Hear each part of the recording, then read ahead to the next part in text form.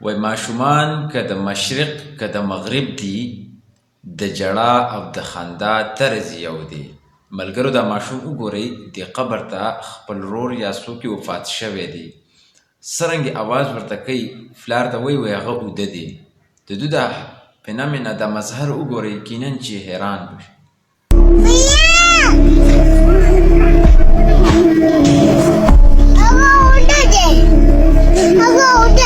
اوده دی